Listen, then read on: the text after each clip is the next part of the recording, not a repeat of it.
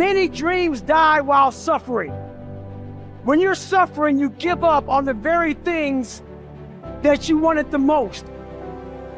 So many people out there fail, not because they don't have the ability. It's because they don't have a heart to go through adversity. Now it's the mental game. And that's where people get lost in life, get lost in that next level. So, you know, if you take people, and I've told you this, and you expose them voluntarily to things that they are avoiding and are afraid of, you know, that they know they need to overcome in order to meet their goals, their self-defined goals.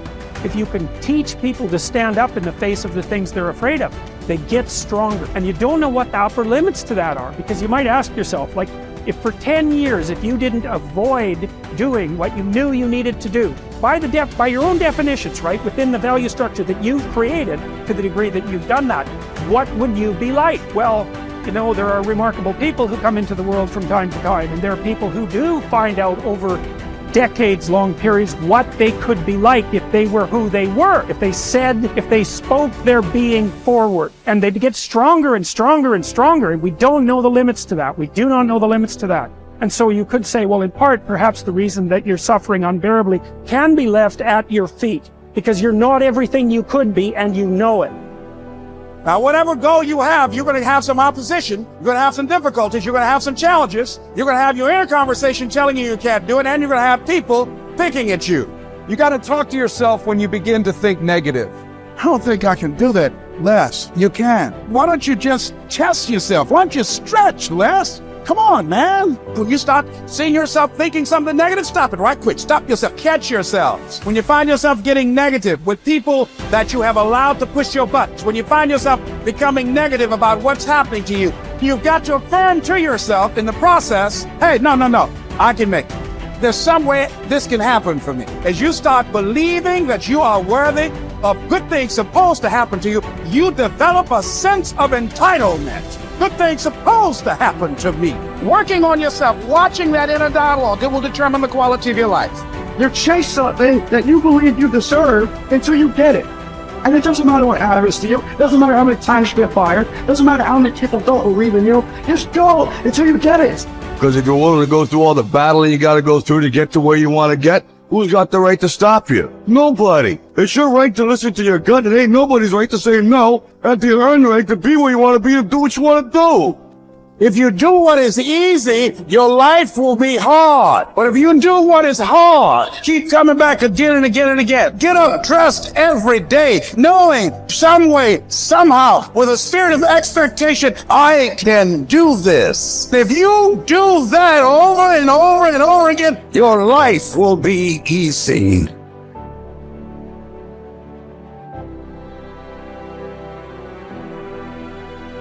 I think that there is a biological imperative hardwired into the brain that you must do hard things in order to feel good about yourself. And when I think about it from an evolutionary standpoint, and this is why I think rich kids implode, they just never had to do hard things. From an evolutionary perspective, I think it was just so hard to stay alive. Like for millions of years, it really was red in tooth and claw. Like to stay alive, you were kill or be killed, you were hunting, gathering, fighting other tribes. I mean, it was just crazy. And the people that were going to survive were going to be the ones that got an emotional, a self-applied emotional reward for doing something hard. And when you do something hard and you recognize it, it needs to feel good. And if it does, then you will keep doing hard things and you're the far more likely to survive than the person who's like, that sucked, there was no redeeming qualities. And so it's just like, when I think about that, because if I were to create a recipe for fulfillment, it's very simple. It's working really hard, doing hard things, to gain a set of skills that allow you to serve not only yourself, but others. That's it. That's the whole recipe. But it really has to be that you had to do something hard. If it came easily to you, it won't give you the sense of respect that you want. Like the stuff that I've gotten more easily in my life, I don't take a lot of pride in. It's always the stuff that I grind out, like through pain and suffering, and I endure. In fact, I want to read you a quote. This is one of my all-time favorite quotes. So here it is. To those human beings who are of any concern to me, I wish suffering, desolation, sickness, ill treatment, indignities. I wish that they should not remain unfamiliar with profound self-contempt, the torture of self-mistrust, the wretchedness of the vanquished. I have no pity for them, because I wish them the only thing that can prove today whether one is worth anything or not. That one endures. We are all chained to fortune. The chain of one is made of gold and wide, while that of another is short and rusty. But what difference does it make? The same prison surrounds all of us, and even those who have bound others are bound themselves. Unless perchance you think that a chain on the left side is lighter. Honors bind one man, wealth another. Nobility oppresses some, humility others. Some are held in subjection by an external power, while others obey the tyrant within. Banishments keep some in one place, the priesthood others. All life is slavery. Therefore, each one must accustom himself to his own condition and complain about it as little as possible, and lay hold of whatever good is to be found near him. Nothing is so bitter that a calm mind cannot find comfort in it. Small tablets, because of the writer's skill, have often served for many purposes, and a clever arrangement has often made a very narrow piece of land habitable. Apply reason to difficulties. Harsh circumstances can be softened, narrow limits can be widened, and burdensome things can be made to press less severely on those who bear them cleverly.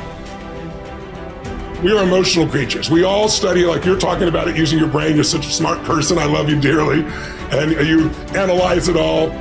But your effing brain isn't going to do shit. What's going to do it is enough emotion. Well, emotion is the power. Emotion is what starts wars. It's what ends wars. Emotion is what gets you married. Emotion is where kids comes from. Divorce is where emotion comes from. Everything that you can think of a major change in humanity, from the most extreme of war to the most gentle of love, all come from human emotion. So it's the mix of emotion. It's like knowing what you want and having the right fuel to get there. And if the fuel has no combustion, you're just bored, you're not going anywhere. If the fuel is total trauma and I'm overwhelmed, you just blow up and go nowhere. There's that delicate balance, and I've learned over the years how to help people find that balance. I would ask you to consider something. Please. What you just said is absolutely true. I know you really well, and you know how much I respect and love you personally. And what you've accomplished in your life is extraordinary. What you're continuing to accomplish is extraordinary. But there's an emotional inflection that made you use those things in those moments. It wasn't just those understandings. The emotion made you find the answers, brother. And then you have a really smart mind, you found the answers, figure out how to use it. But there were inflection moments that made you do it. There's a reason why you left your company after building it to $1 billion. It wasn't intellectual. It's emotions.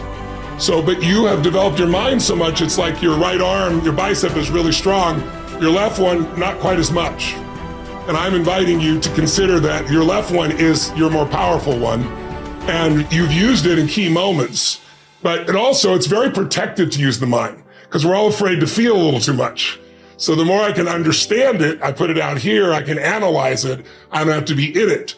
But the truth is, where the real impact is when there's enough emotion that gets you to apply the things that you understand intellectually, right? Or find the answer that you didn't even have the answers. You found the answers intellectually because the emotion drove you.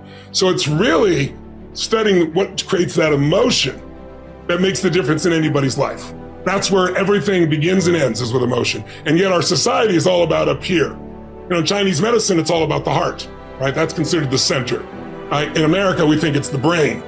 Now, when you first are born, your heart starts beating. That's how we know you're alive, and there is no brain yet. And this literally is the initial sense of intelligence. That's why, for thousands of years, even poets have talked about the power of the heart. Well, the heart has tremendous power, and there's a biochemical connection between the brain and the heart that I know you know about. And learning how to use that is where you create more lasting change. When I was understanding it all, I was good. When I learned how to move people, I got great at what I was doing.